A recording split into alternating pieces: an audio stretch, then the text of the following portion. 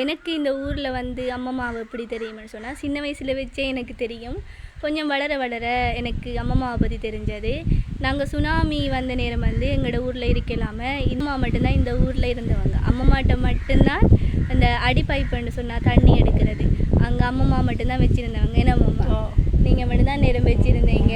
அப்போ எங்களுக்கெல்லாம் தண்ணி வேணும் அப்படின்னு சொல்லக்குள்ள இங்கே புது ஊர் தானியாக நேரம் காடாக நிறைய கிடந்தது.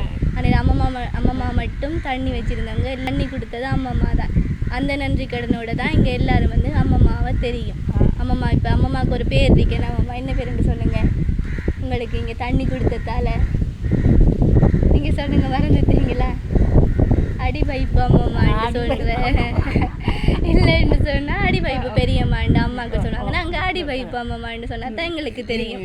தெய்வான அம்மம்மான்னு சொன்னால் தெரியாது. எங்களுக்கு அடிபைப்பு அம்மம்மாண்டு மட்டும் தெரியும். ஏன்னா அப்படி ஒரு இந்த ஊருக்கே தண்ணி கொடுத்தவங்க இவங்க தான்.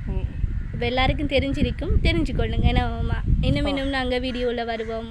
என்னவாம்மா வருவோம்.